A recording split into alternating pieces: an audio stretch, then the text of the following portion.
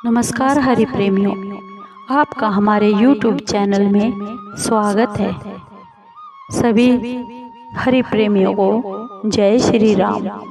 आज हम आपके लिए लेकर आए हैं श्री तुलसी कृत रामायण जी से श्री सुंदर कांड का संपूर्ण पाठ, जो सरल और हिंदी भाषा में है, जिसे आप आसानी से कर सकते हैं। उससे पहले अगर आप हमारे YouTube चैनल पर नए हैं तो प्लीज़ चैनल को सब्सक्राइब कीजिए और बेल आइकॉन को ज़रूर दबाइए ताकि आप तक हमारे सारे नोटिफिकेशन पहुंच सके। हरि प्रेमियों, आपका एक सब्सक्राइब भी हमारे लिए बेहद मायने रखता है। आइए शुरू करते हैं। हरि प्रेमियों, आज हमारी भागदौड़ भरी जिंदगी में हमें बहुत ही समय कम मिलता है। उससे हमारा पूजा पाठ का समय भी कम होता है। उसके लिए हम आपके लिए पहली बार श्री राम भक्त तुलसीदास जी कृत चौपाइयों को सरल और हिंदी भाषा में पहली बार आपके सामने लेकर आए हैं, जिससे समय अभाव के कारण आप सुंदर कांड का पाठ सुन सकते हैं। आपने हर रोज अगर ये सुंदर कांड का पाठ सुना तो समझो आपका सुंदर कांड का पाठ हो गया, क्योंकि करने से ज़्यादा सुनने का फल ज़्यादा मिलता है। तो आइए हम शुरू करते हैं सुंदर कांड का पाठ। उससे पहले हम थोड़ा श्री गुरु महाराज जी की स्तुति करते हैं। आइए सब मिलकर करते हैं। गुरुर् ब्रह्मा गुरुर्विष्णु गुरुर्देव महेश्वरा, गुरुर् साक्षात् परब्रह्म तस्मै श्री गुरुवे नमः। बोलो मेरे श्री गुरु महाराज की जय। बोलो श्री रामचंद्र जी महाराज की जय। बोलो राम भक्त हनुमान की जय। सब संतन की जय। राम भक्त तुलसीदास की जय। ये सुंदरकांड का पाठ शुरू करते हैं। जो शांत नित्य परमाणु से परे मोक्ष रूपी शांति के दायक ब्रह्मा, शिव और शेष जी से निरंतर सेवित, वेदांत से जानने योग्य, सर्वव्यापक, देवताओं के प्रधान, माया से मनुष्य रूपधारी कृपा निधान, रघुवंश में श्रेष्ठ तथा राजाओं के शिरोमणि राम राम नामधारी जगदीश्वर है, हम उनको प्रणाम करते हैं। हे श्री रघुनाथ जी, मैं सत्य कहता हूँ, इस पर भी आप तो अंतर्यामी हैं। मेरे हृदय में कोई अभिलाषा नहीं है। मुझे अपनी पूर्ण भक्ति दीजिए और मन को काम और दोषों से रहित कर दीजिए। अतुल बल के स्थान सुमेरु पर्वत के समान दैदीप्यमान दिव्य देह वाले राक्षस रूपी वन को अग्नि के समान ज्ञानियों के अग्रगण्य संपूर्ण गुणों की खान वानरों के स्वामी श्री रघुनाथ जी के प्रिय भक्त पवन पुत्र ऐसे हनुमान जी को मैं नमस्कार करता हूँ। जामवंत के वचन हनुमान जी के मन को बहुत प्रिय लगे और वे बोले, हे भाइयों, तुम सब दुख सहकर और कंद मूल फल खाकर तब तक मेरी राह देखना, जब तक मैं सीता जी को देखकर लौट ना आऊं। कार्य सिद्ध होना, क्योंकि मुझे विशेष आनंद आ रहा है।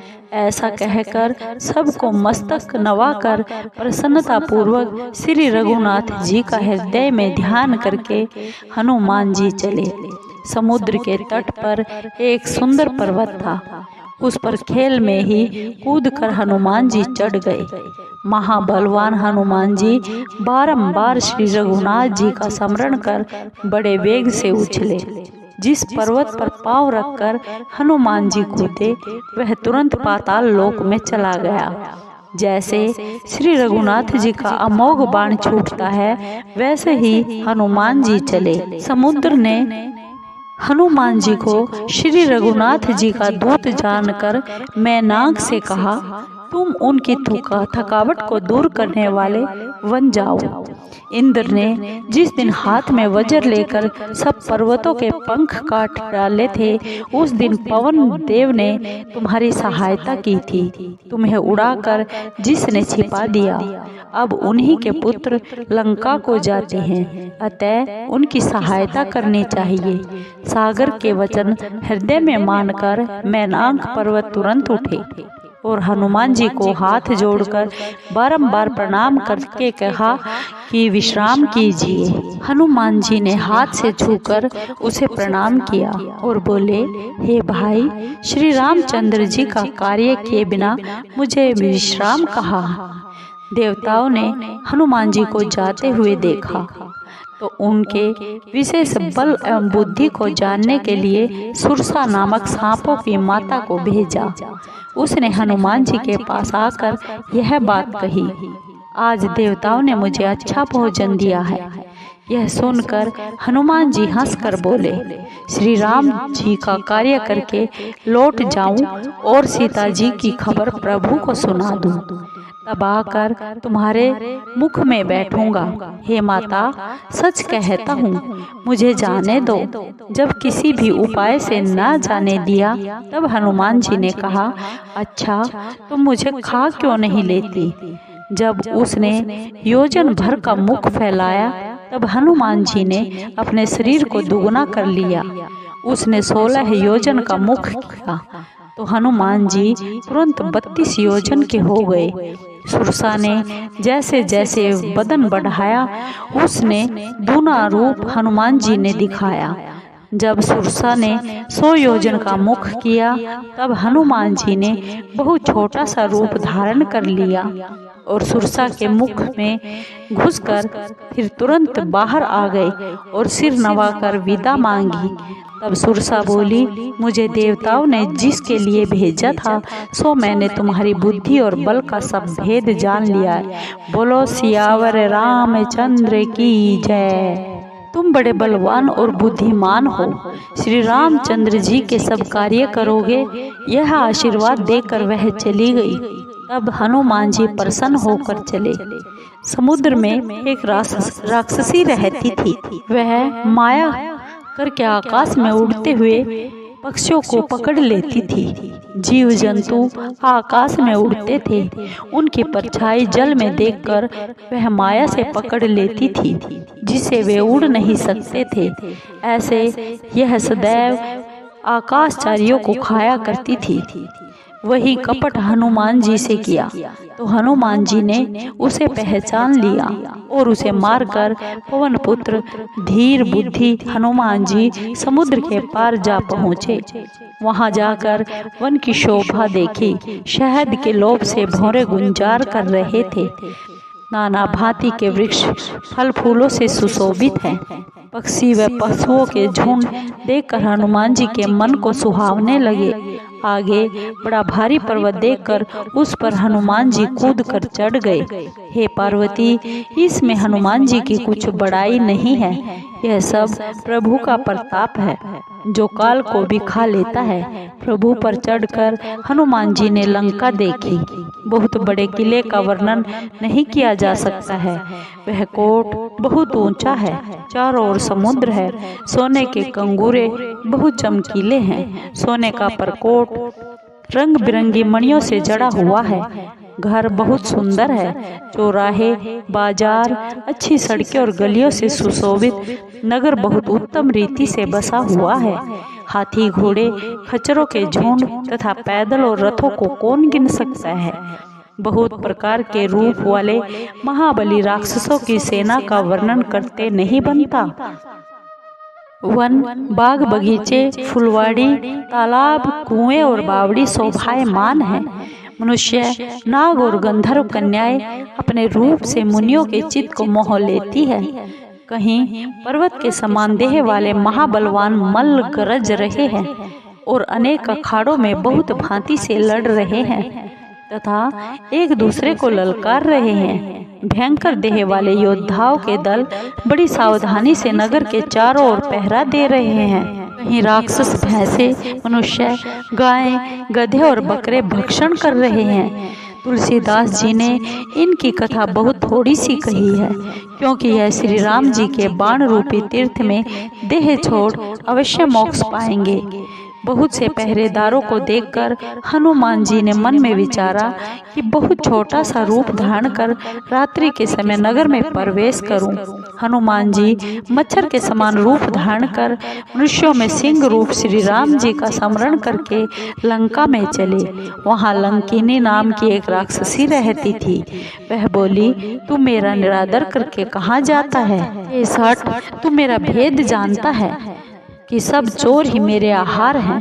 कपि ने उसके एक घूंस मारा, जिसे वह रुधिर वमन करती हुई लुढ़क गई।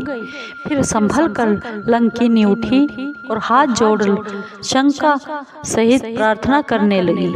रावण को जब ब्रह्मा जी ने वर दिया था, तब चलते समय उन्होंने मुझे यह पहचान बतलाई थी, जब तू बंदर की मार से विकल हो जाए तो जान लेना अब राक्षसों का संहार होने वाला है।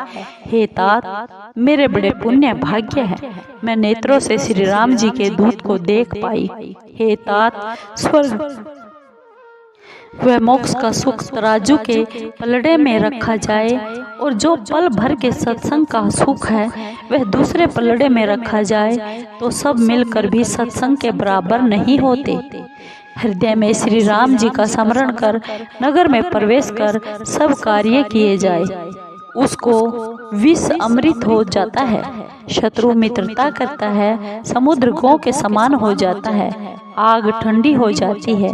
हे गरुड़, सुमेरु पर्वत उनको धूल के समान हो जाता है, जिसको श्री राम की कृपा दृष्टि से देखते हैं। बहुत छोटा रूप धारण कर हनुमान जी भगवान का स्मरण कर नगर में घुसे।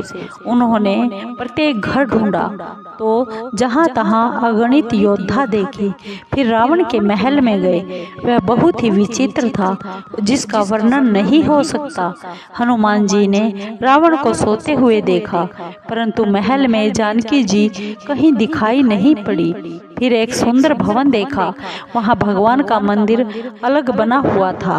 श्री राम जी के धनुष बाण से अंकित उस सुंदर मंदिर की शोभा का वर्णन नहीं किया जा सकता। वहां सुंदर तुलसी के नवीन वृक्ष समूहों को देखकर हनुमान जी बहुत प्रसन्न हुए, परंतु लंका में तो राक्षस समूहों का निवास है, यहाँ सज्जन का वास कहाँ? इस प्रकार मन में हनुमान जी तर्क करने लगे। उसी समय विभीषण जी जाग गए। उन्होंने राम राम स्मरण किया। सुनते ही हनुमान जी प्रसन्न हुए और उन्हें सज्जन वाला उन्होंने सोचा कि इनसे सट करके परिचय करूंगा। साधुजन से कार्य की हानि नहीं होती। ब्राह्मण का रूप धर कर हनुमान जी ने वचन सुनाया। सुनते ही विभीषण उठकर वहां आए, प्रणाम करके कुशल पूछी और कहा, हे विप्र, अपनी कथा समझा कर कहिए। आप क्या हरि भक्तों में से कोई हैं?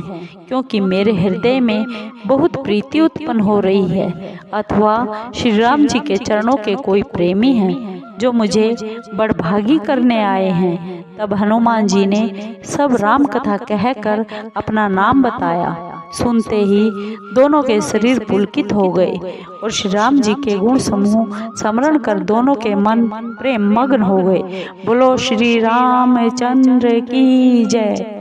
विभीषण बोले, हे पवन पुत्र हनुमान जी, सुनो, हमारा यहाँ रहना ऐसा है जैसे दांतों में बेचारी जीभ रहती है।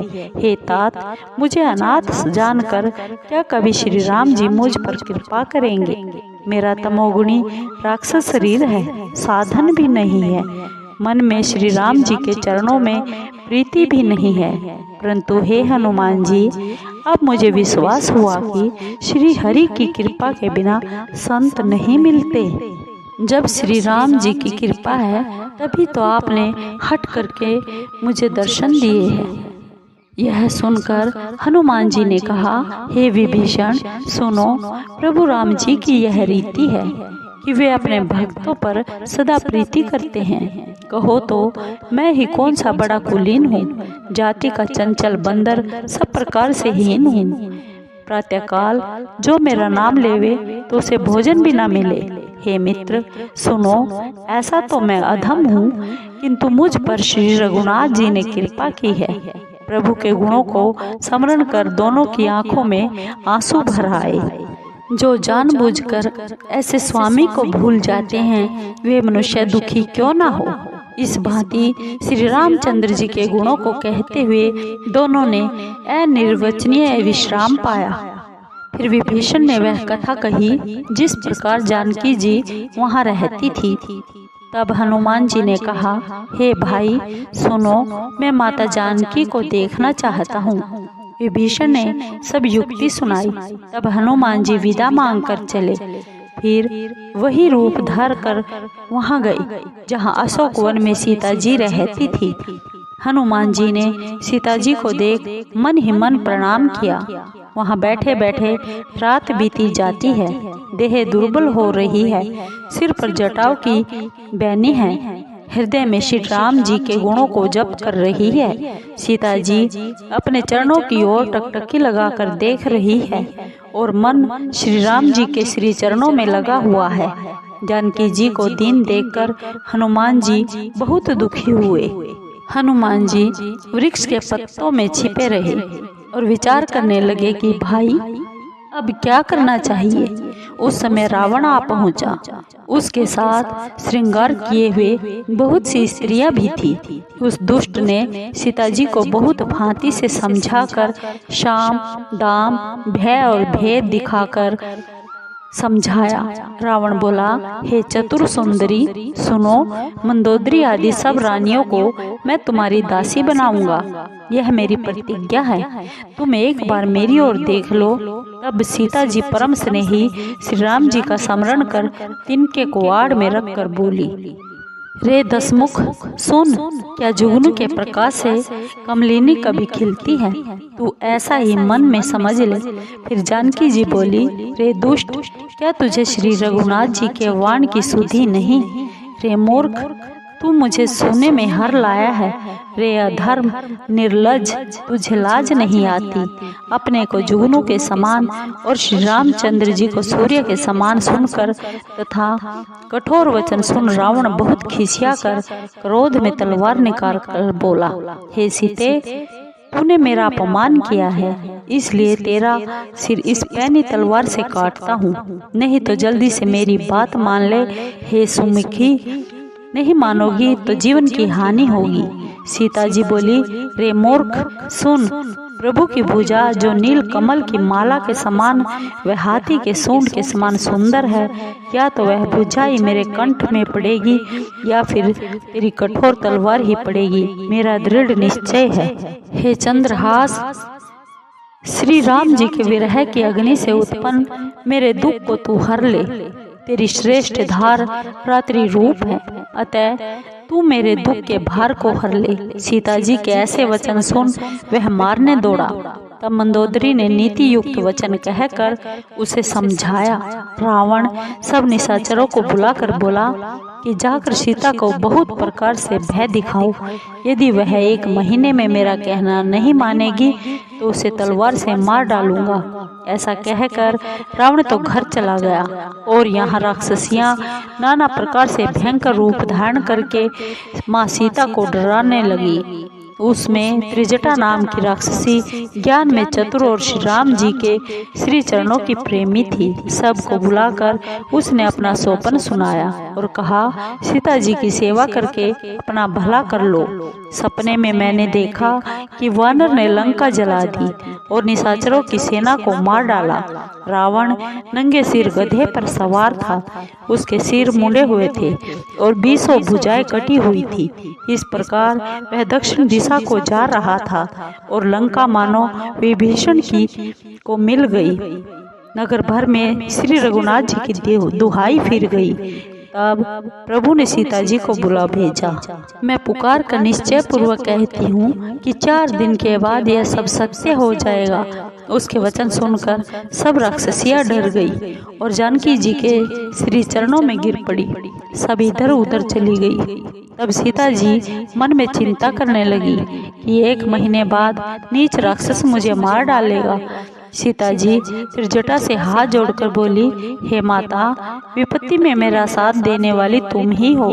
कोई ऐसा उपाय बताइए जिससे मैं अपना शरीर छोड़ दूं। दुस्सह विरह अब सहा नहीं जाता। हे माता, तुम लकड़ी जलाकर चिता बना दो और फिर उसमें आग लगा दो। हे सयानी, तुम मेरी प्रीति को सत्य कर दो। अब इन कानों से सूल के समान वचन कौन सुने। त्रिजटा ने वचन सुनकर चरण पकड़कर उन्हें समझाया और श्री राम जी का बल प्रताप और सुयश सुनाया।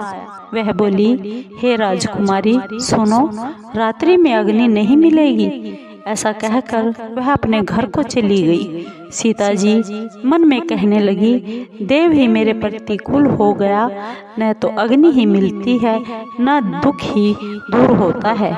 आकाश में अंगारे दिखाई दे रहे हैं, परंतु पृथ्वी पर एक भी तारा नहीं गिरता। चंद्रमा भी अग्निमय है, परंतु मुझे भाग्यहीन जानकर यह भी अग्नि नहीं बरसाता।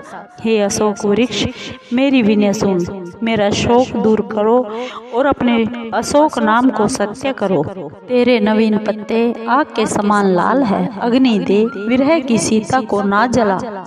सीता को विरह से अत्यंत व्याकुल देखकर वह क्षण हनुमान जी को कल्प के समान बीता। तब हनुमान जी ने हृदय में विचार कर अंगूठी डाल दी, मानो अशोक ने अंगारा दे दिया। सीता जी ने प्रसन्न होकर उसे उठा लिया। तब सीता जी ने राम नाम से अंकित मनोहर मुद्रिका देखी। सीता जी चकित होकर उसे देखने लगी और पहचान कर हर्ष एवं शोक से हृदय में व्याकुल हो गई। वे सोचने लगी, श्री रघुनाथ जी तो अजय है, उन्हें कौन जीत सकता है और माया से भी ऐसी मुद्रिका नहीं बन सकती। सीता जी मन में नाना प्रकार के विचार कर रही थी। उसी समय हनुमान जी मधुर वचन में बोले।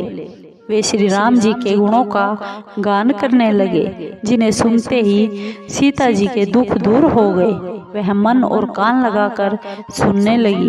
वह हनुमान जी ने शुरू से सब कथा सुना दी।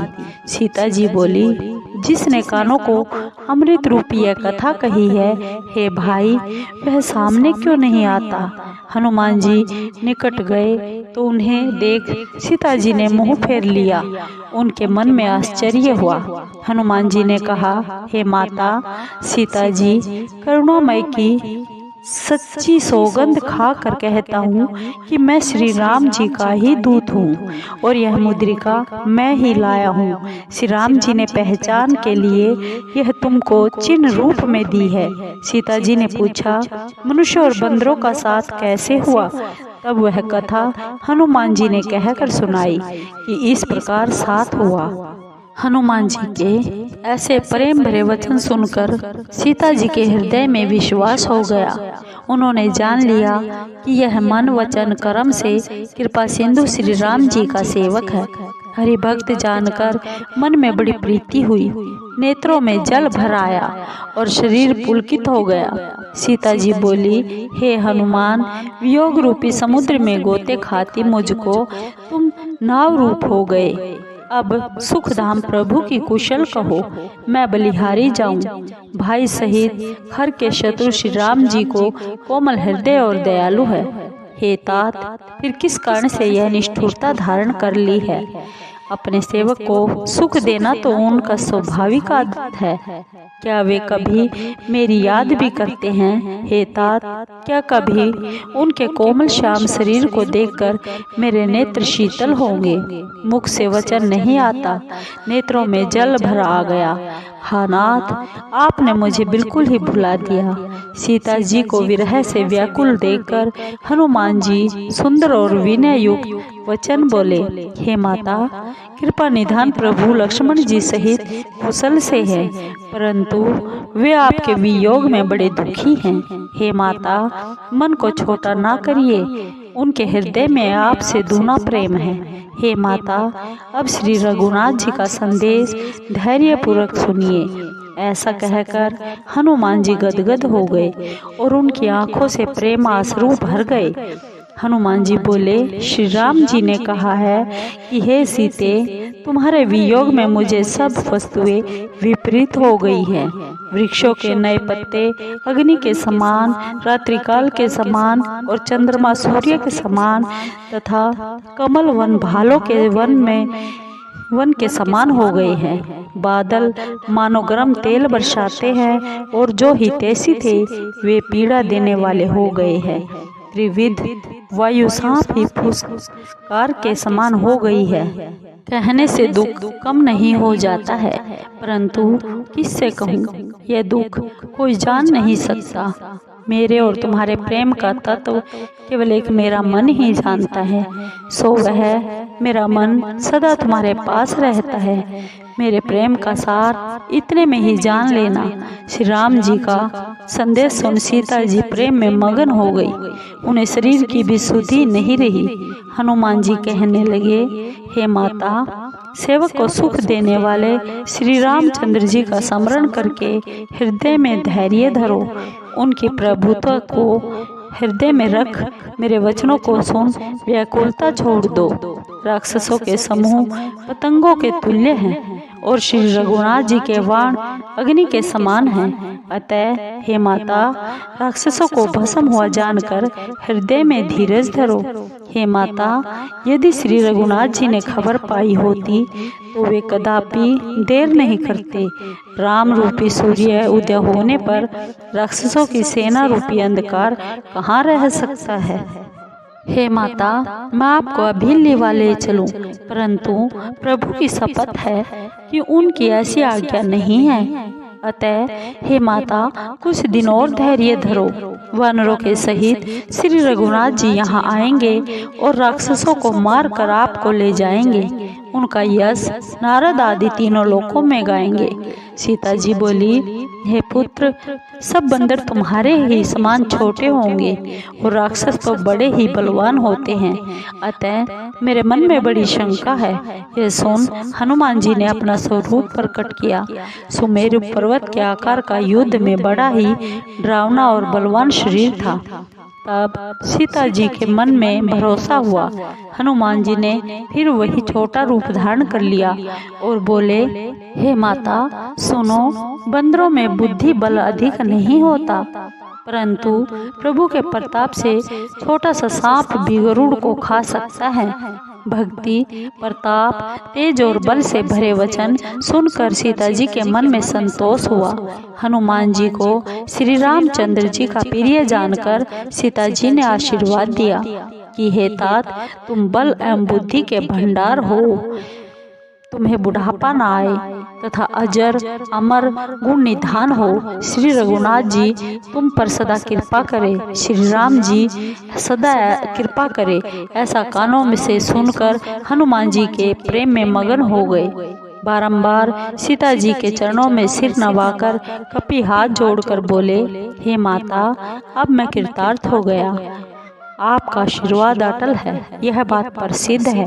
हे माता सुनो, वृक्षों में सुंदर फल लगे देख मुझे बहुत बड़ी भूख लगी है।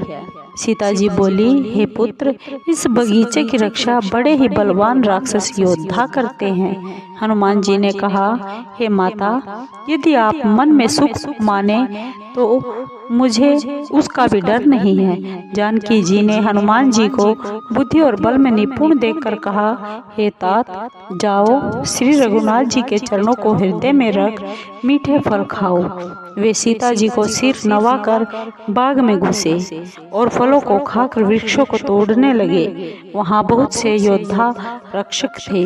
उनमें से कुछ तो मार डाले, कुछों ने रावण के पास जाकर पुकार की, हे नाथ, एक बड़ा भारी बंदर आया है। उसने अशोक वाटिका उजाड़ दी है, फलों को खाकर पेड़ों को उखाड़ दिया है और रखवालों को मार मार कर पृथ्वी पर डाल दिया है। यह सुनकर रावण ने बहुत से योद्धा भेजे, जिन्हें देखकर हनुमान जी गरजे। कपि ने सब राक्षसों को मार डाला जो कुछ अधमरे थे, उन्होंने जाकर पुकार की।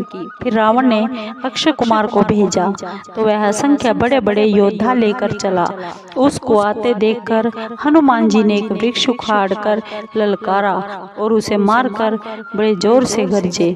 कुछ मार डाले, कुछ मसल डाले, कुछ धूल में मिला दिए और कुछ भागकर रावण से जाकर पुकारे, हे नाथ, बंदर बड़ा बलवान है। पुत्र का वध सुनकर रावण बड़ा क्रोधित हुआ और उसने बलवान मेघनाथ को भेजा और कहा, हे पुत्र, उसको मारना नहीं, बांध कर ले आना, जिसे यह देखा जाए कि वह बंदर कहाँ का आया है। इंद्र को जीतने वाला महायोद्धा मेघनाथ चला।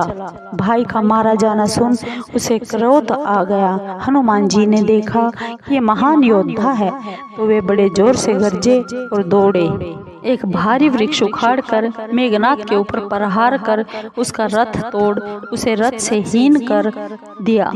उसके साथ जो बड़े बड़े वीर योद्धा थे उन्हें पकड़कर अपने शरीर से मसलने लगे। उनको मारकर हनुमान जी मेघनाथ से लड़ने लगे, मानो दो गजराज भिड़ गए हो। उसे एक घुसा मारकर हनुमान जी पेड़ पर जा चढ़े और उसे क्षण भर के लिए मूर्छा आ गई। फिर उठकर उसने बहुत सी माया रची, परंतु फिर भी पवन पुत्र हनुमान जी जीते नहीं जाते थे। तब उसने ब्रह्मास्त्र लिया। हनुमान जी ने मन में विचार किया कि यदि इस ब्रह्म अस्त्र को निष्फल करता हूँ तो इसकी अपार महिमा घट जाएगी। उसने हनुमान जी को ब्रह्मास्त्र मारा, परंतु गिरते समय भी बहुत सी सेना का नाश कर दिया। जब उसने जाना कि हनुमान जी मूर्छित हो गए हैं, तब इन्हें नागपाश से बांध कर ले गया। हे पार्वती, सुनो, जिसका नाम जप कर ज्ञानी मनुष्य संसार के बंधन से छूट जाते हैं, उनका दूत भी कहीं बंध सकता है, किंतु स्वामी के कार्य के लिए हनुमान जी ने अपने को बंधा लिया।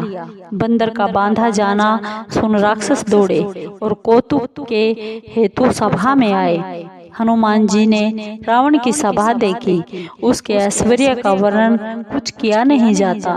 दिग्पाल हाथ जोड़े हुए नम्र भाव से खड़े हैं और डरते हुए सब रावण की भ्रकुटी देख रहे हैं। ऐसे वैभव को देखकर भी हनुमान जी के हृदय में तनिक भी शंका ना हुई, जैसे सर्पों में गरुड़ निशंक रहता है। हनुमान जी को देखकर रावण दुर्वचन कहकर खूब हंसा, परंतु फिर पुत्र का वध याद करके उसके हृदय में बहुत दुख हुआ। रावण ने कहा, हे बंदर, तू कौन है? किसके बल से तूने मेरी वाटिका का नाश किया है? क्या तूने मेरा नाम कभी कानों से नहीं सुना? हे मूर्ख, तू बड़ा निडर दिखाई देता है। तूने किस अपराध से राक्षसों को मारा? रे मूर्ख, क्या तुझे प्राणों का भय नहीं? हनुमान जी बोले, हे रावण, सुन, जिस पर ब्रह्मा के बल से माया ने ब्रह्मांडों की रचना कर डालती है, जिसके बल से ब्रह्मा, विष्णु और महेश तीनों संसार को रचते, पालते और नाश करते हैं, और जिसके बल से शेष जिस जंगलों और पर्वतों सहित पृथ्वी को सिर पर धारण करते हैं, जिस ईश्वर ने देवताओं की रक्षा के लिए और तुम्हारे जैसे दुष्टों को दंड देने के लिए नाना प्रकार के रूप धारण किए, जिसने शिवजी के कठोर धनुष को तोड़ा और सब राजाओं के घमंड का नाश कर दिया है, और जिसने खरदूषण, ऋषरा, बाली आदि बड़े बड़े योद्धाओं का वध कर डाला, जिसके बल के लेस मात्र से तूने सब चराचर विश्व को जीत लिया, जिसकी प्यारी स्त्री को तू चुरा लाया है, मैं उन्हीं का दूत हूँ। तुम्हारी प्रभुता को मैं जानता हूँ। तुम सहस्त्र बाहु से लड़े थे और बाली के साथ युद्ध करके तो तुम्हें बड़ा यश प्राप्त हुआ था। हनुमान जी के ऐसे वचन सुनकर रावण ने हंसकर टाल दिया। हे स्वामी, मुझे भूख लगी थी, इसलिए फल मैंने खाए हैं और वानरी स्वभाव से वृक्षों को तोड़ा है। हे दैत्यराज, अपना शरीर सबको प्रिय होता है। कुमार्गी राक्षस मुझे मारने लगे। जिन राक्षसों ने मुझे मारा उनको मैंने भी मारा। इस पर तुम्हारा पुत्र मेघनाथ मुझे बांध कर लाया है। मुझको अपने बांधे जाने की लाज नहीं है। मैं अपने प्रभु का कार्य करना चाहता हूँ। हे रावण, मैं हाथ जोड़कर तुमसे विनती करता हूँ कि अभिमान को छोड़कर मेरी शिक्षा को सुनो। तुम अपने कुल को विचार कर देखो और भक्त भयहारी को भजो, जो देवता, दानव और संसार के सब चराचर को खा जाता है। वह काल भी जिसके डर से डरता है, उससे कभी शत्रुता न करो और मेरे कहने से जानकी जी को लौटा दो। खर के शत्रु श्री राम जी प्रणतपाल तथा दया के समुद्र है। शरण में जाने पर तुम्हारे अपराध को भूलकर तुमको अपनी शरण में ले लेंगे। तुम श्री राम जी के चरण कमलों को ध्यान में धारण करो और लंका में अटल राज्य करो। पुलस्त्य ऋषि का यश निर्मल चंद्रमा है, उसमें तुम कलंक मत बनो। अहंकार व अज्ञान को छोड़कर हृदय में विचार कर देखो कि बिना राम के वाणी शोभा नहीं पाती। हे देवशत्रु, सुंदर स्त्री अनेक आभूषणों से सुसज्जित होने पर भी बिना वस्त्रों के शोभा नहीं पाती।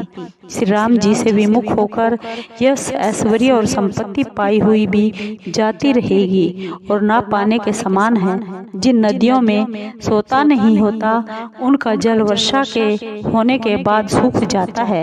हे रावण, सुनो, मैं प्रतिज्ञा करता हूँ कि श्री राम जी से विमुख मनुष्य का रक्षक कोई नहीं है। हजारों शंकर, विष्णु और ब्रह्मा जी भी श्री रामचंद्र जी के शत्रु तुम्हारी रक्षा ना कर सकेंगे।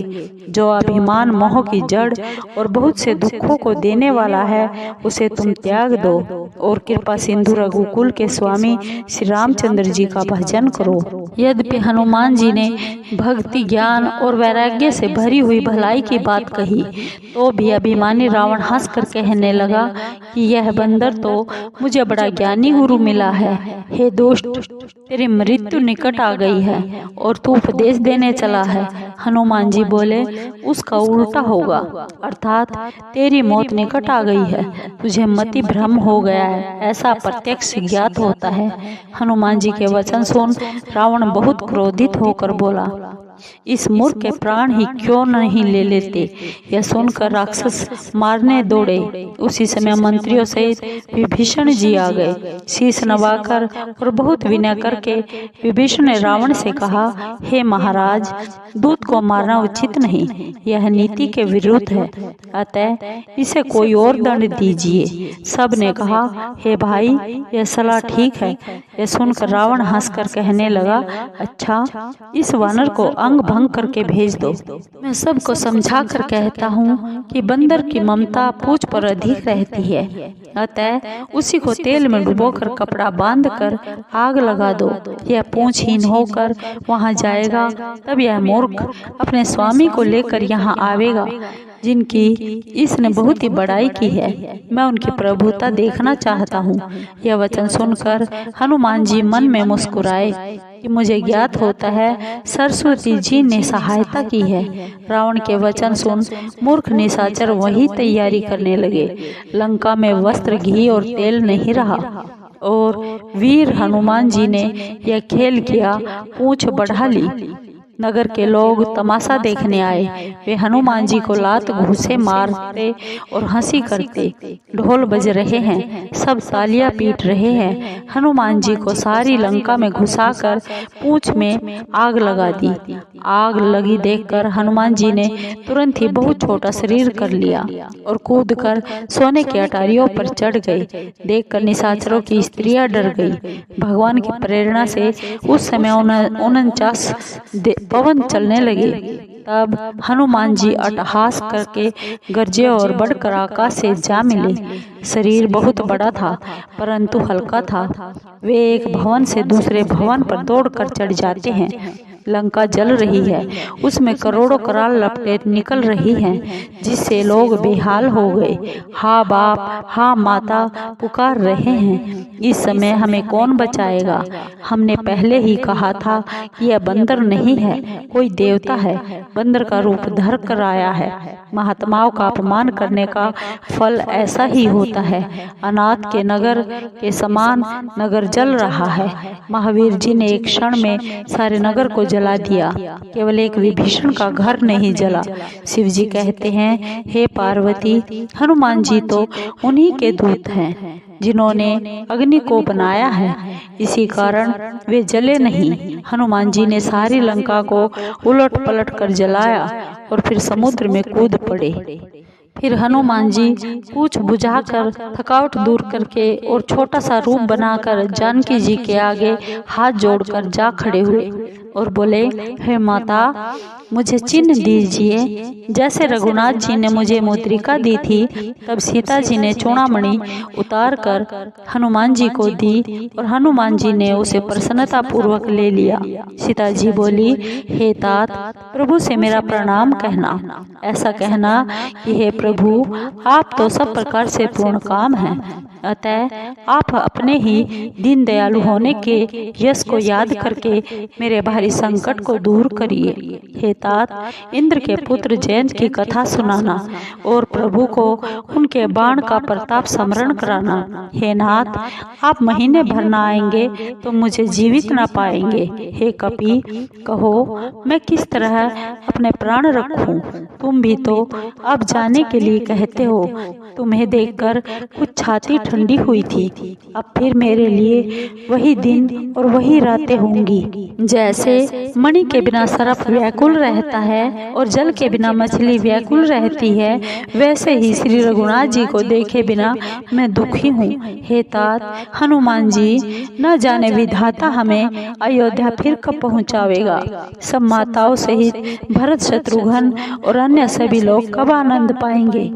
कब समस्त मंगल कार्य सिद्ध होंगे और याचकों की इच्छाएं पूर्ण होंगी? मैं श्री राम जी की नख से सिख तक मनोहर छवि कब देखूंगी? श्री रामचंद्र जी को मणियों से जड़ित मुकुट सिर पर धरे, कानों में सुंदर कुंडल पहने और अनमोल जगमगाती टोपी धारण किए मैं कब देखूंगी? इत्र से सिंची कपोलों के निकट लहराती हुई तथा जिनमें कुसुम कलियां लगी हुई है, ऐसी अलकों को कब नेत्र भर कर देखूंगी?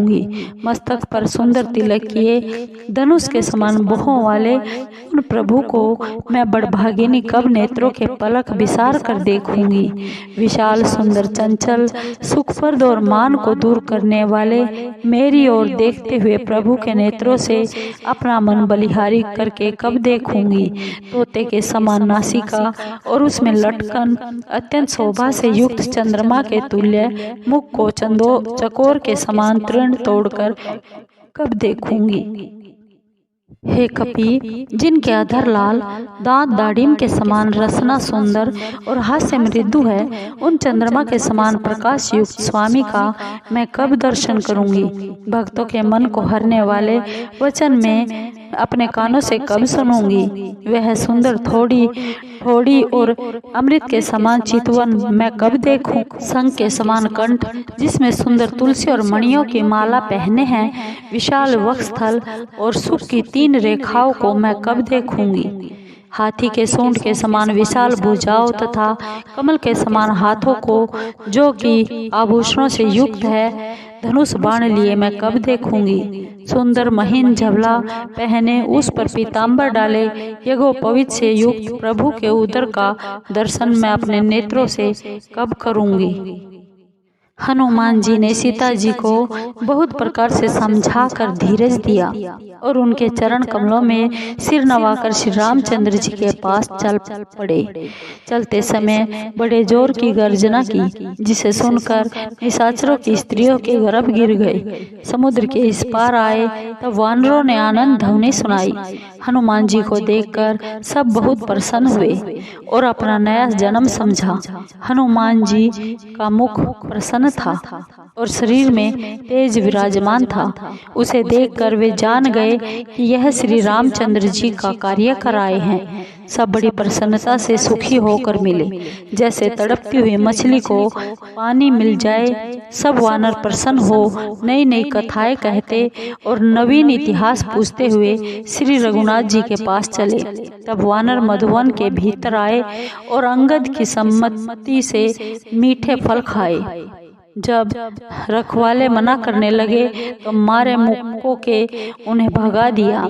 उन सब ने जाकर पुकारा कि युवराज अंगद ने वन उजाड़ डाला। यह सुनकर सुग्रीव हर्षित हुए कि वानर प्रभु का कार्य कराए हैं। यदि सीता जी की खबर ना मिली होती तो वे मधुवन के फल कैसे खा सकते थे। राजा सुग्रीव इस प्रकार मन में विचार कर रहे थे कि सब वानरों का समाज वहां आ गया। सबने आकर चरणों में शीश नवाया। तब वानरराज सबसे बड़े प्रेम से मिले। सुग्रीव ने कुशल पूछी तो वानरों ने कहा, आपके चरणों के दर्शन से ही कुशल है। श्री राम जी की कृपा से विशेष कार्य बना है। हे नाथ, हनुमान जी ने कार्य पूरा किया और सब वानरों के प्राण बचाए। यह सुनकर सुग्रीव फिर हनुमान जी से मिले और वानरों सहित श्री रघुनाथ जी के पास चले। श्री रामचंद्र जी ने जब वानरों को आते हुए देखा तो जो कार्य पूर्ण होने से बड़े प्रसन्न चित्त थे। दोनों भाई सप्तिक शिला पर बैठे हुए थे। तब वानर जाकर उनके चरणों में गिर गए। करुणानिधान श्री रघुनाथ जी सब वानरों से प्रीति पूर्वक मिले और कुशल पूछी। तब वानरों ने कहा, हे नाथ, आपके चरण कमलों को देखने से सब कुशल है। जामवंत ने कहा, हे श्री रघुनाथ जी सुनिए, जिस पर आप कृपा करते हैं उसका भला होता ही है और सदा कुशल बनी ही रहती है। सुर नर मुनि सब उन पर प्रसन्न रहते हैं। वहीं विजय विनयी और वही गुणों का समुद्र है। उसी का उज्जवल यश तीनों लोकों में प्रसिद्ध है। हे नाथ, आपकी कृपा से सब काम पूर्ण हो गया और हमारा जन्म सफल हो गया। हे नाथ, हनुमान जी ने जो कार्य किया है वह हजारों मुखों से भी वर्णन नहीं किया जा सकता। जामवंत ने हनुमान जी के मनोहर चरित्र श्री रघुनाथ जी को सुनाए। सुनकर कृपा निधान के मन को वे बहुत प्रिय लगे और उन्होंने हनुमान जी को प्रसन्न हो फिर हृदय से लगा लिया और बोले, हे तात, जानकी जी किस प्रकार अपने प्राणों की रक्षा करती है। हनुमान जी बोले, आपका नाम अहिनिश है, रक्षक है। आपका ध्यान ही किवाड़ है। नेत्रों में आपके चरण रूपी ताले पड़े हुए हैं। और फिर यह प्राण किस मार्ग से जावे। चलते समय मुझे यह चूड़ामणि दी है, जिसे लेकर श्री रघुनाथ जी ने हृदय से लगा लिया। हे नाथ, नेत्रों में जल भर कर जानकी जी ने कुछ वचन कहे हैं। भाई लक्ष्मण सहित प्रभु के चरण पकड़ विनय करना कि आप दीन बंधु व शरणागत के दुख दूर करने वाले हैं। फिर मैं तो मन, कर्म और वचन से आपके श्री चरणों की अनुरागिणी हूँ। फिर किस अपराध से मुझ को प्रभु ने त्याग दिया। हाँ, एक अपराध मैं स्वीकार करती हूँ। आपके बिछुड़ते ही मेरे प्राण नहीं चले गए। हे नाथ, यह अपराध तो नेत्रों का है, जो प्राणों के निकलने में हट करके बाधा करते हैं। वियोग अग्नि है, शरीर रूवी है, श्वास वायु है। क्षण भर में शरीर जल सकता है, पर नेत्र अपने हितार्थ आपके दर्शन की आशा से जल बरसाते हैं, जिससे विरह अग्नि में भी शरीर जल नहीं पाता। हे करुणा निधान, सीता जी की विपत्ति बहुत बड़ी है। हे दीन बंधु, उसका न कहना ही भला है। हे करुणा निधान, सीता जी का एक एक क्षण एक कल्प वृक्ष कल्प के समान बीत रहा है। हे प्रभु, आप जल्दी चलकर अपनी भुजाओं के बल से इन दुष्टों के बल का नाश करके सीता जी को ले आइए। सीता जी का दुख सुनकर सुख के धाम श्री राम जी के कमल नेत्रों में जल भर आया। वे बोले, मन कर्म वचन से जिन्हें मेरा ही भरोसा है, क्या उन्हें सपने में भी दुख हो सकता है। हनुमान जी ने कहा, हे नाथ, विपत्ति तब ही है जब आपके भजन का स्मरण ना हो। राक्षसों की क्या चिंता है, शत्रु को जीत कर जानकी जी को ले आइए। श्री राम जी बोले, हे हनुमान सुनो, तुम्हारे समान मेरा उपकारी देवता मुनि मनुष्य कोई भी देहधारी नहीं है। इसके बदले मैं तुम्हारा क्या उपकार करूं? मेरा मन भी तुम्हारे सामने नहीं हो सकता। हे पुत्र सुनो, मैं तुमसे ऋण नहीं हो सकता। मैंने मन में विचार कर देख लिया है। श्री राम जी बार बार हनुमान जी की ओर देख रहे हैं। नेत्रों में प्रेम आंसू है और देह पुलकित है। प्रभु के वचन सुनकर, उनका मुख तथा पुलकित अंग देखकर हनुमान जी बहुत प्रसन्न हुए और हे भगवान मेरी रक्षा करो कहते हुए चरणों में गिर पड़े। प्रभु बार बार उनको उठाना चाहते हैं, परंतु प्रेम मगन उनको उठाना भला नहीं लगता। प्रभु के कर कमल हनुमान जी के सिर पर है। उस दशा को स्मरण कर शिव जी प्रेम मगन हो गए। फिर शिव जी मन को सावधान कर अति सुंदर कथा कहने लगे। प्रभु ने हनुमान जी को उठाकर हृदय से लगा लिया और हाथ पकड़कर निकट बैठाया। वे बोले, हनुमान यह तो बताओ कि रावण से रक्षित लंका के उस सुदृढ़ किले को तुमने किस प्रकार जलाया? प्रभु को प्रसन्न जानकर हनुमान जी अभिमान रहित वचन बोले, हे नाथ, बंदरों में केवल इतना ही बल होता है कि वह एक डाल से दूसरी डाल पर कूद सके। मैंने जो समुद्र लांघकर सुवर्ण का नगर जलाया और निशाचरों को मार कर अशोक वाटिका उजाड़ दी, हे श्री रघुनाथ जी, यह आपका ही प्रताप है, इसमें मेरी कोई प्रभुता नहीं है। हे नाथ, जिस पर आप प्रसन्न हो उसके लिए कुछ भी दुर्लभ नहीं है। आपके प्रताप से रूई भी अग्नि को भस्म कर सकती है। हे नाथ, सब सुखों को देने वाली निश्चल भक्ति मुझे कृपा करके दीजिए। हे पार्वती, हनुमान जी की अत्यंत सरल वाणी सुनकर प्रभु ने एवं अस्तु कहा। हे पार्वती, जिन्होंने श्री राम जी का स्वभाव जान लिया, उन्हें भजन छोड़कर दूसरी कोई वस्तु अच्छी नहीं लगती। यह कथा जिसके हृदय में आ गई वह श्री रघुनाथ जी के चरणों की भक्ति पा गया। प्रभु के वचन सुन वानरों के समूह कहने लगे, दयालु आनंद श्री राम जी की जय हो, जय हो। तब श्री रघुनाथ जी ने सुग्रीव को बुलाया और कहा कि अब चलने की तैयारी करो। अब देर किस लिए करते हो? शीघ्र ही वानरों को आज्ञा दो। यह लीला देख देवता लोग आकाश से पुष्प बरसा कर प्रसन्न हो अपने अपने घर चले गए। सुग्रीव ने शीघ्र ही वानरों को बुलाया। सेनापतियों के झुंड आ गए। वानर भालुओं में नाना प्रकार के रंग और उनका बल अतुलित है। वे वानर श्री राम जी के चरण कमलों में शीश नवाते हैं। महाबलवान रीछ वानर गरज रहे हैं। श्री राम जी ने वानरों की सेना देखी और कमल नेत्रों से कृपा दृष्टि उन पर डाली। श्री राम कृपा का बल पाकर वानर मानो पंखों वाले बड़े पहाड़ हो गए। श्री राम जी ने प्रसन्न होकर गमन किया तो अनेक सुंदर शुभ शकुन हुए।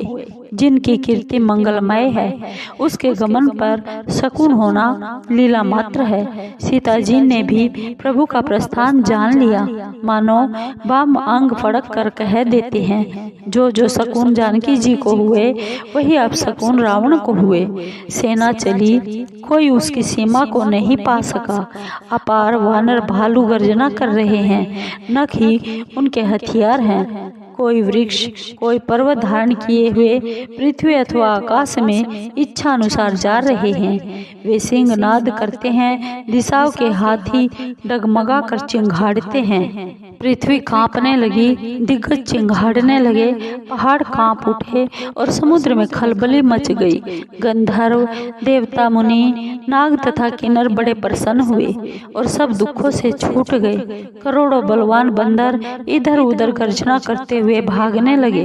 वे सब, हे प्रबल प्रताप वाले कौशलाधीश श्री राम जी, आपकी जय हो, ऐसा कहकर गुणानुवाद करने लगे। शेषनाग जी उस अपार भार को सह नहीं सकते, इसी कारण बार बार मोहित हो जाते हैं और इसी कारण वे कछुए की कठोर पीठ को बार बार अपने दांतों से पकड़ते हैं। ऐसा करते हुए वे ऐसी शोभा देते हैं मानो श्री राम जी के गमन को परम सुंदर जानकर सरफराज उनकी अटल एवं पावन कथा को कछुए की पीठ पर अपने दांतों से खोद रहे हैं। इस प्रकार कृपा सिंधु श्री राम जी जाकर समुद्र के किनारे उतरे और बलवान वानर व रीछ योद्धा इधर उधर फल खाने लगे। वह लंका में जब हनुमान जी लंका जलाकर गए तब से निशाचर बड़े भयभीत रहने लगे। सब अपने अपने घरों में बैठकर यही विचार करते हैं कि अब निशाचर वंश के बचने का कोई उपाय नहीं है। जिसके दल का बल वर्णन नहीं किया जा सकता, उसके आने पर नगर की क्या भलाई होगी। दूतों द्वारा नगर वासियों के वचन सुनकर मंदोदरी अत्यंत व्याकुल हो गई। एकांत में मंदोदरी पति के चरण छू हाथ जोड़कर नीति युक्त वचन बोली, हे नाथ, श्री राम जी से वैर छोड़ दो और मेरे अति हितकारी वचनों को हृदय में धारण कर लो।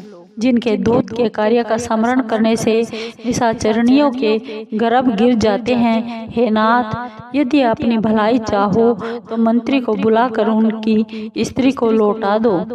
हे नाथ, आपके कमल रूपी कुल के लिए सीता दुखदायी शीतकाल की रात्रि के समान आई है। अतः हे नाथ सुनो, बिना सीता को लौटाए महादेव जी व ब्रह्मा जी के हित करने पर भी आपकी भलाई नहीं होगी। श्री राम जी के वाण सर्पों के समूह के समान है और निशाचरों के समूह मेंढकों के समान है। जब तक वे इन्हें ग्रस न ले तब तक ही हट छोड़कर इसका उपाय कर लीजिए। उसकी वाणी कानों से सुनकर संसार में प्रसिद्ध अभिमानी रावण हंसा और कहने लगा, सचमुच स्त्रियों का स्वभाव बड़ा डरपोक होता है। मंगल के समय डरती हो, तुम्हारा मन अत्यंत ही दुर्बल है। यदि यहाँ वानरों की सेना भी आवे तो बेचारे निशाचर उसे खाकर अपना पेट पालेंगे। इसके डर से दिग्पाल भी कांपते हैं। उसकी स्त्री डरे, यह बड़ी हंसी की बात है। रावण ने ऐसा कहकर उसको हंसकर हृदय से लगा लिया और अत्यंत प्रेम दर्शाकर सभा को चला गया। मंदोदरी हृदय में चिंता करने लगी कि पति पर विधाता विपरीत हो गया। सभा में आकर बैठते ही ऐसी खबर मिली कि बंदरों की सेना समुद्र के उस पार आ गई। तब वह मंत्रियों से पूछने लगा कि उचित सलाह कीजिए। तब वे हंसे और बोले, चुप ही रहिए। जब आपने देवताओं और दैत्यों को जीता था तब ही आपको कुछ परिश्रम नहीं हुआ, तो फिर यह मनुष्य और बंदर किस गिनती में हैं? मंत्री, वैद्य, गुरु यदि ये तीनों भय अथवा लोभ से ठकुर सुहाती करे तो राज्य, शरीर और धर्म इन तीनों का शीघ्र ही नाश हो जाता है। वहीं ठकुर सुहाती रावण के यहाँ सहायता कर रही है। मंत्री सुना सुना कर स्तुति करते हैं। अवसर जानकर विभीषण वहाँ आए। उन्होंने भाई के चरणों में सिर नवाया। विभीषण सिर नवाकर अपने आसन पर बैठ गए और आज्ञा पालन पाकर यह वचन कहे, हे दयालु, जो आप मुझसे पूछते हैं तो हे तात, अपनी बुद्धि के अनुसार हित की बात कहता हूँ। जो आप अपना कल्याण, सुयश, शुभ गति, नाना प्रकार के सुख चाहे तो पराई स्त्री के सुख को छोड़ के चौथ के चंद्रमा के समान त्याग दीजिए। चाहे 14 भुवनों का स्वामी हो, परंतु प्राणी मात्र से वैर करके वह ठहर नहीं सकता। जो मनुष्य बड़ा ही गुणी व चतुर हो, पर यदि वह थोड़ा लोभ करे तो उसे कोई अच्छा नहीं कहता।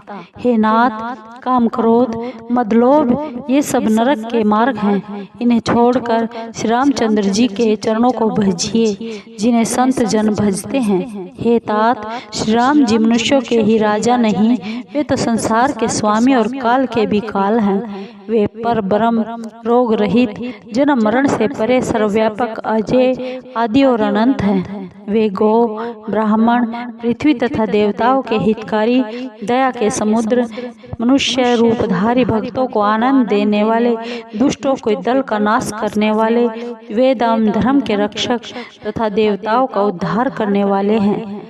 वैर त्याग कर उन्हें मस्तक नवाइए। वे शरणागत के दुख का नाश करने वाले हैं। हे नाथ, उन प्रभु को सीता जी को लौटा दीजिए और बिना कारण ही दया करने वाले श्री राम जी को भजिए। शरण में जाने पर प्रभु उनको भी नहीं त्यागते जिनको सारे संसार से वैर करने का पाप लगा हो, जिनका नाम तीनों पापों का नाशक है।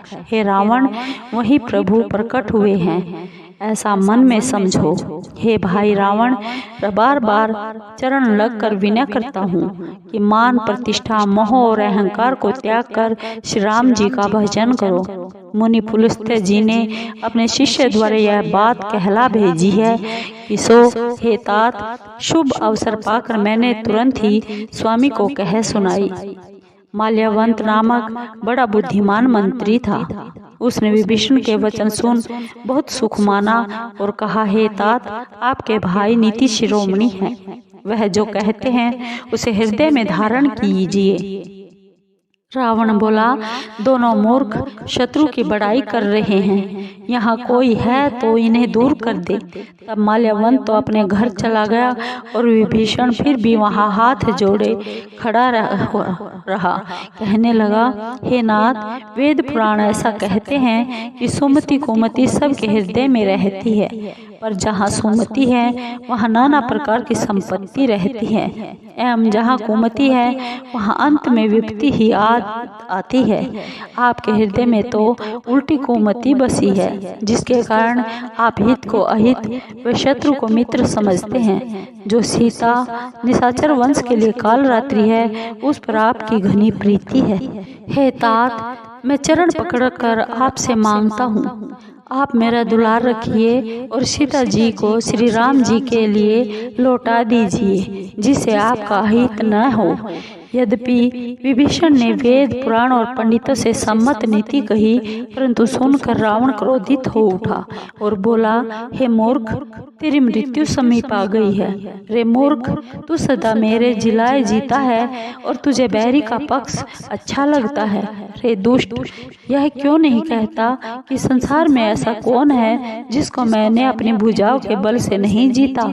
रे मूर्ख, तू मेरे नगर में रहकर तपस्वियों से प्रीति रखता है, उन्हीं से जा मिल और उन्हीं को नीति सिखा। ऐसा कहकर रावण ने लात मारी, परंतु विभीषण ने बार बार चरण पकड़े। हे पार्वती, संतों की यह बड़ाई कि बुराई करने पर भी भलाई ही करते हैं। विभीषण ने कहा, हे तात, आप मेरे पिता के समान हैं, मुझे मारा सो भला ही किया, परंतु श्री राम जी के भजन से ही आपका भला है।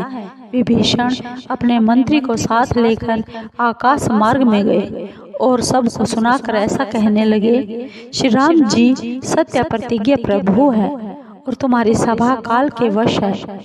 मैं अब श्री रघुनाथ जी की शरण में जाता हूँ, मुझे दोष न देना। ऐसा कहे जैसे ही विभीषण जी चले, वैसे ही सारे निशाचर आयुहीन हो गए। हे पार्वती, साधु पुरुषों का अनादर सब कल्याण का नाश करता है। जिस समय रावण ने विभीषण को त्यागा, उसी क्षण वह अभागा तेजहीन हो गया। विभीषण प्रसन्न होकर मन में नाना प्रकार के मनोरथ करते हुए श्री राम जी के पास चले। मैं जाकर उन श्री चरणों को देखूंगा जो लाल वर्ण के कोमल और भक्तों को सुख देने वाले हैं, जिनका स्पर्श करके ऋषि पत्नी अहिल्या तर गई, जो दंडक वन को पवित्र करने वाले हैं। जिन चरणों को जानकी जी हृदय में धारण करती है, जो कपट मृग के साथ अभागे थे और जो शिव जी के हृदय रूपी सरोवर के कमल है, मेरा हो भाग्य है कि आज मैं उन्हीं को देखूंगा। जिन चरणों की खड़ावों में भरत जी ने मन लगा रखा है, आज मैं इन नेत्रों से उन्हीं को देखूंगा। इस प्रकार के प्रेम सहित विचार करते हुए शीघ्र ही इस पार आ गए। बंदरों ने विभीषण को आता देखकर जाना कि बैरी का कोई विशेष दूत है। वानर उसे वहीं ठहरा कर सुग्रीव के पास गए और उसको सब समाचार कह सुनाया। तब सुग्रीव श्री राम जी के पास जाकर कहने लगे, हे श्री रघुनाथ जी, सुनिए, रावण का भाई आपसे मिलने आया है। प्रभु ने कहा, हे मित्र, क्या राय है? सुग्रीव ने कहा, नाथ सुनिए, निशाचरों की माया कुछ जानी नहीं जाती, न जाने यह इच्छानुसार रूप धारण करके किस कारण से आया है। यह मूर्ख हमारा भेद लेने आया है।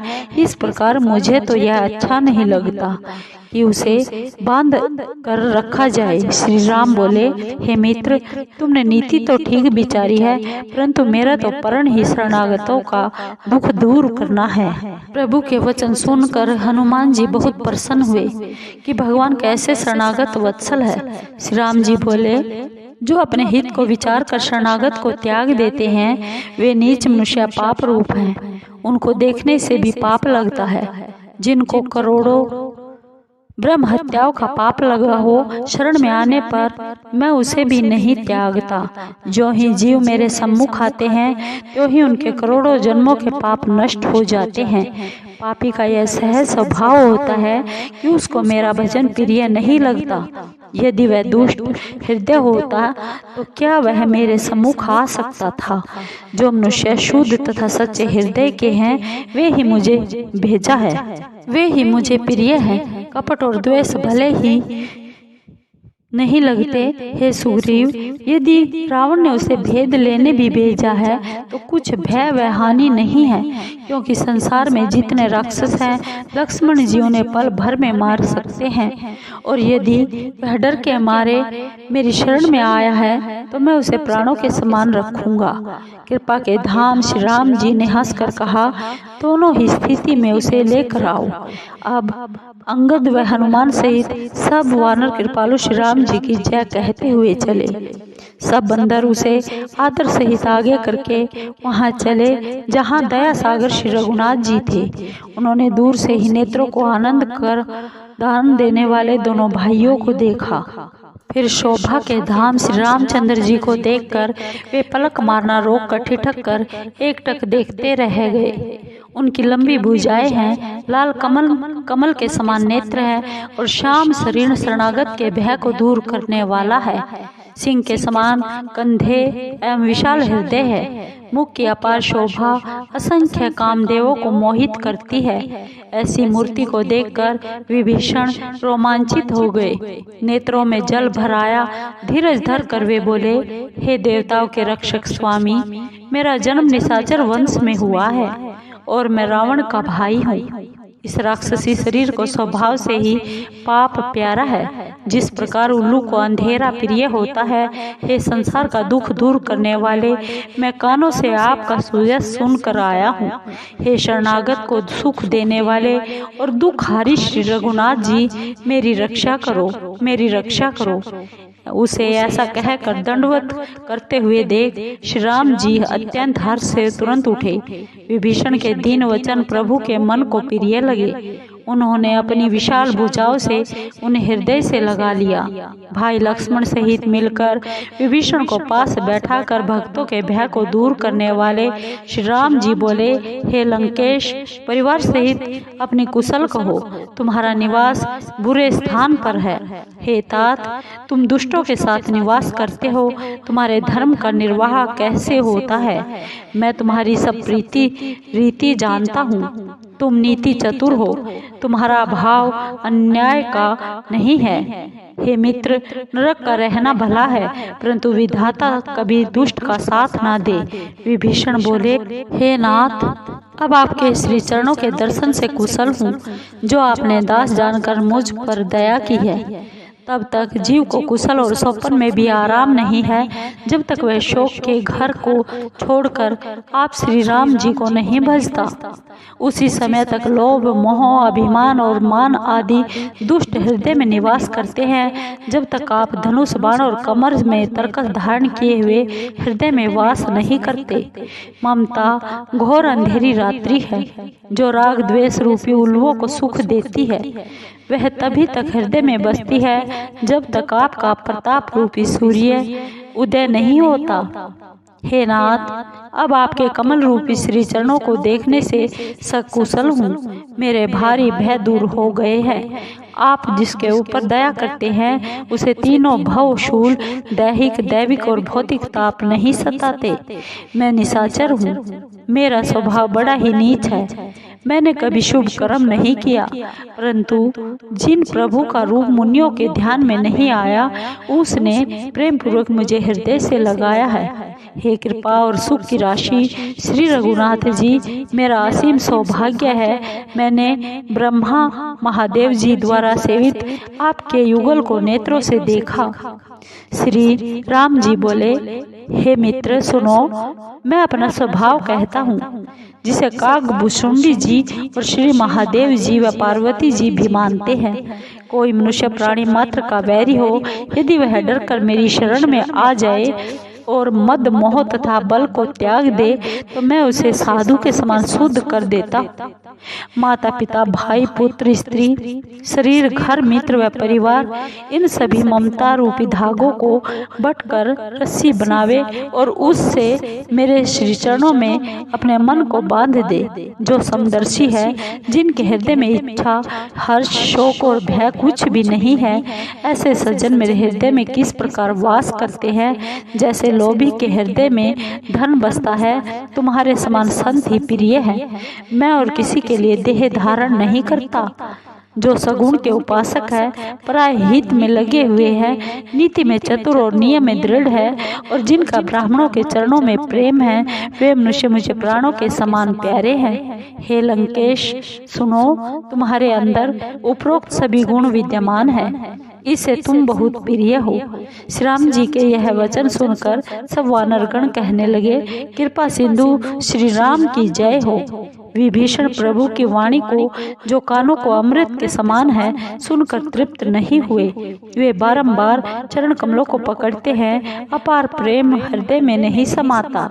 हे चराचर के स्वामी, हे शरणागत रक्षक, हे अंतर्यामी सुनिए, मेरे हृदय में पहले कुछ इच्छा थी, सो आपके चरणों की प्रीति रूपी नदी में बह गई। हे कृपालु, अब आप अपनी पवित्र भक्ति, जो शिव जी के मन को सदैव भली लगती है, मुझे दीजिए। प्रभु ने एवं अस्तु कहकर समुद्र का जल मंगवाया और कहा, हे मित्र, यद्यपि तुम्हें इच्छा नहीं है, परंतु मेरा दर्शन संसार में निष्फल नहीं होता।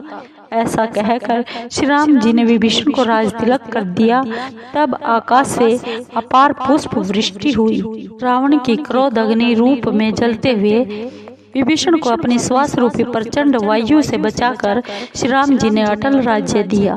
जो संपदा शिव जी ने रावण को 200 सिरों का बलिदान देने पर दी थी, वही संपदा श्री रघुनाथ जी ने विभीषण को संकोच के साथ दी। ऐसे दयालु प्रभु को छोड़ जो दूसरों का भजन करते हैं, वे बिना पूंछ के सींग के पशु हैं। विभीषण को अपना भक्त जानकर श्री राम जी ने अपना बना लिया।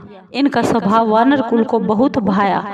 फिर सर्वज्ञ सबके हृदय में बसने वाले, सर्वरूप सबसे रहित उदासीन राक्षस का कुल का नाश करने के लिए मनुष्य रूप धारण करने वाले श्री रामचंद्र जी नीति का पालन करने वाले वचन बोले, हे सुग्रीव, हे विभीषण सुनो, यह अथाह समुद्र किस प्रकार से पार किया जाए। सर्प मगर और नाना प्रकार की मछलियों से भरा हुआ यह अथाह समुद्र सब प्रकार से दुरस्त है। तब विभीषण ने कहा, हे श्री रघुनाथ जी, यद्यपि आपके बाण करोड़ों समुद्रों को सोखने वाले हैं, तो भी नीति में ऐसा कहा है, पहले समुद्र से विनय ही की जाए। हे तात, समुद्र आपका कुल गुरु है, यह विचार कर उपाय बतावेगा, तब बिना परिश्रम के ही सब रीछ वानरों की सेना समुद्र के पार उतर जाएगी। राम जी बोले, हे मित्र, तुमने ठीक उपाय बताया। यदि ईश्वर सहायता करे तो सफल होगा, परंतु यह सलाह लक्ष्मण जी को भली नहीं लगी। वे श्री राम जी के यह वचन सुनकर बड़े दुखी हुए।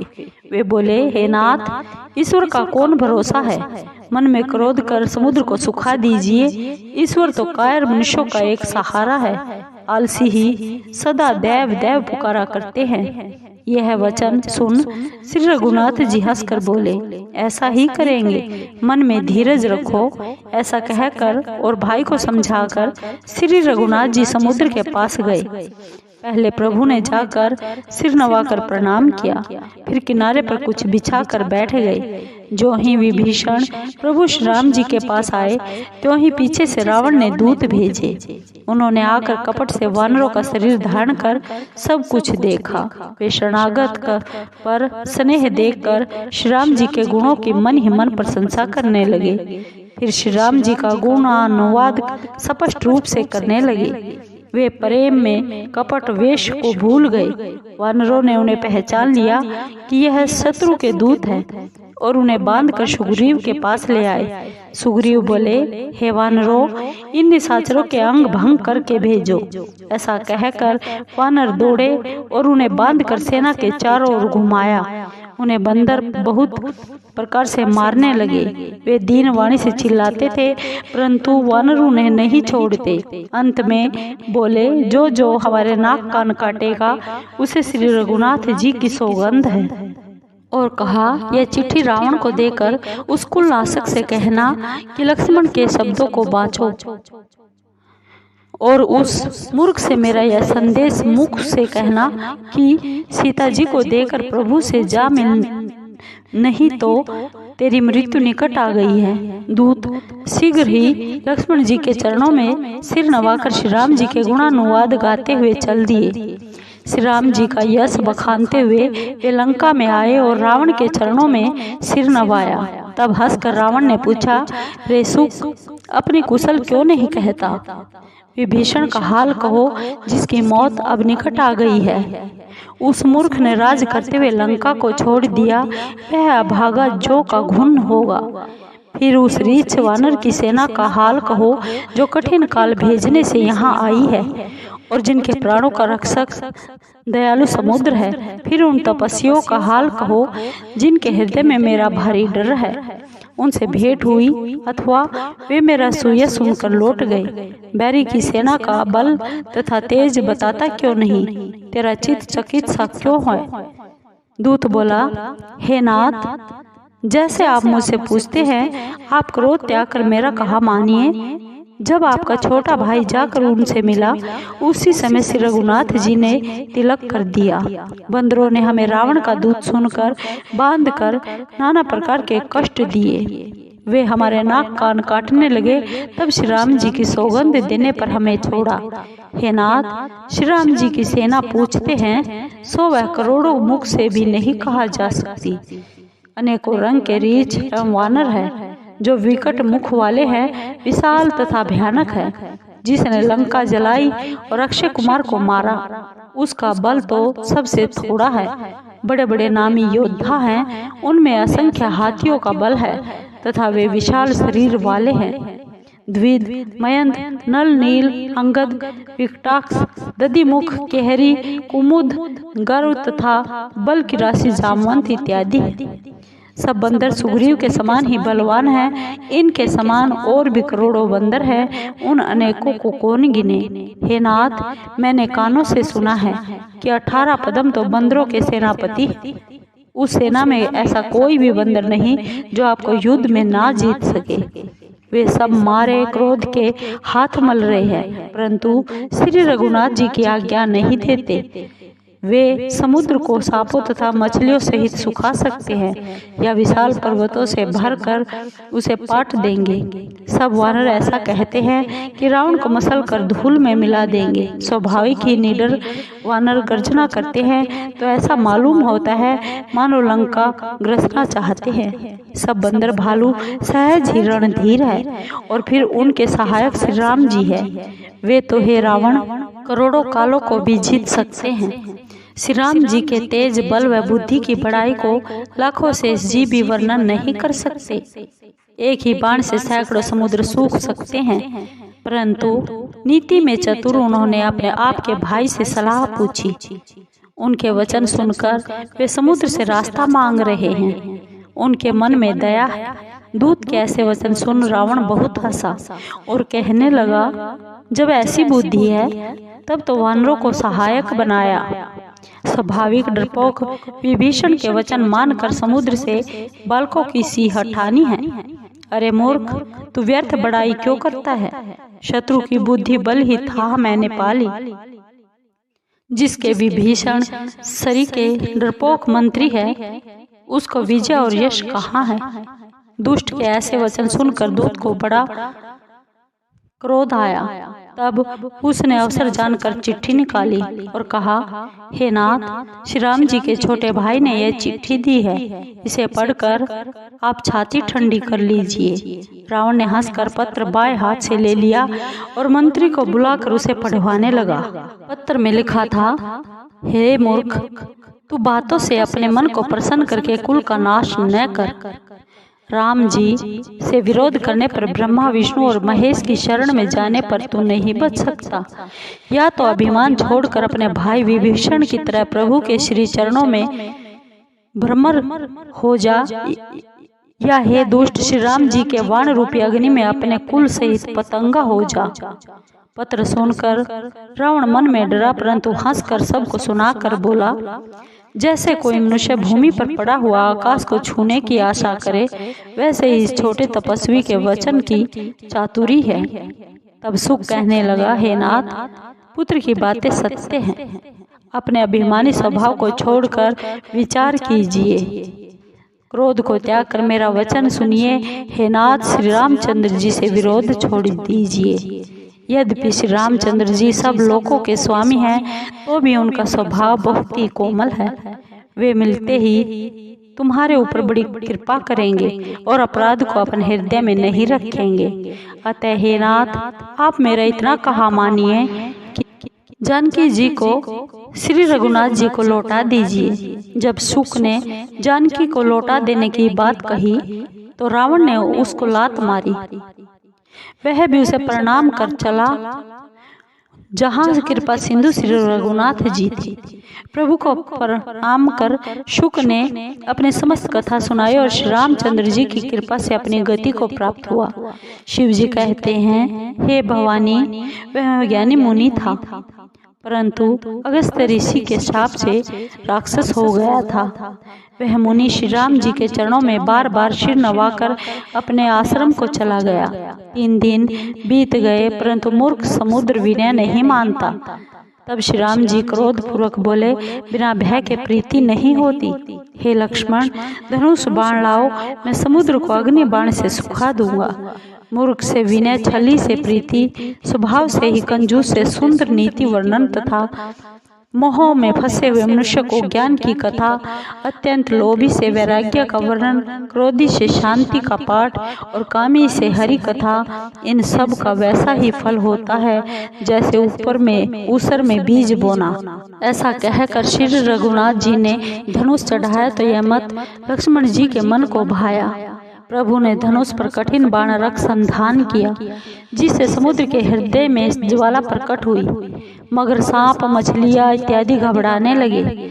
जब समुद्र ने जीवों को जलते हुए जाना तो सोने के थालों में अनेक मणियां लेकर अभिमान त्याग कर ब्राह्मण के रूप में आया। कागभूषुंडी जी बोले, हे गरुड़ जी, चाहे कोई करोड़ों यत्न करके सींचे, परंतु केला काटने पर ही फल फलता है। ऐसे ही नीच डांटने से ही नभता है, विनय से नहीं। समुद्र ने भय के साथ प्रभु के श्री चरण पकड़कर विनती की, हे नाथ, मेरे सब अवगुण क्षमा कीजिए। आकाश, अग्नि, पवन, जल, पृथ्वी, इनके काम तो स्वभावतः ही जड़ हैं। हे नाथ, सब ग्रंथों ने ऐसा ही कहा है कि आपकी प्रेरणा से ही यह वस्तुएं माया ने सृष्टि के हेतु उत्पन्न की है। हे प्रभु, जिसको आपकी जैसी आज्ञा है वह उसी प्रकार रहने में सुख पाता है। प्रभु ने मुझे शिक्षा दी सो अच्छा किया, परंतु मर्यादा भी आपकी ही बांधी हुई है। ढोल, गवार, शूद्र, पशु और स्त्री, ये सब दंड के अधिकारी हैं। प्रभु के प्रताप से मैं सूख जाऊंगा और सेना पार हो जाए तो मेरी मर्यादा जाती रहेगी। वेदों ने कहा है कि आपकी आज्ञा अपेल है, अतः जो आपको अच्छा लगे सो मैं शीघ्र करूं। अति विनीत वचन सुनकर कृपालु प्रभु ने हंसकर कहा, हे तात, जिस प्रकार वानरों की सेना पार हो जाए वही उपाय करो। समुद्र बोला, हे नाथ, नल व नील 2 वानर भाई हैं। उन्होंने बचपन में ऋषि से यह आशीर्वाद पाया था कि उनके छूने से भारी पर्वत भी आपके प्रताप से समुद्र में तैरने लगेंगे। मैं भी आपके प्रताप को हृदय में रखकर अपने बल के अनुसार सहायता करूंगा। हे नाथ, इस प्रकार आप समुद्र को बंधाइए जिससे आपकी सुकीर्ति तीनों लोकों में गाई जाए। इस बाण से आप मेरे उत्तर तट के पाप राशि दुष्टों का संहार कीजिए। कृपालु श्री राम जी ने यह सुनकर समुद्र के हृदय की पीड़ा दूर कर दी। समुद्र श्री राम जी के ऐसे अतुल पराक्रम को देखकर प्रसन्न होकर सुखी हुआ। फिर सब हाल प्रभु को सुनाकर और उनके चरणों की वंदना करके समुद्र चला गया। समुद्र अपने घर चला गया। श्री राम जी को यह मत अच्छा लगा। यह चरित्र कलिकाल के पापों को हरने वाला है। जैसा कि तुलसीदास जी ने गाया है, श्री रघुनाथ जी गुण समूह और सुख के धाम और संशय व दुख के नाशक है।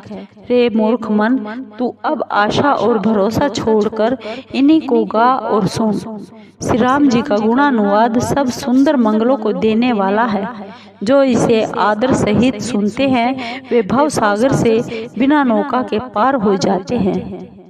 कलयुग के संपूर्ण पापों को नष्ट करने वाले श्री रामचरितमानस का यह सुंदर कांड समाप्त हुआ। हरि प्रेमियों, श्री राम भक्तों, आपको ये सुंदर कांड का प्रसंग कैसा लगा? अगर आपको ये सुंदर कांड का प्रसंग अच्छा लगा हो तो एक बार जोर से बोलिए जय श्री राम।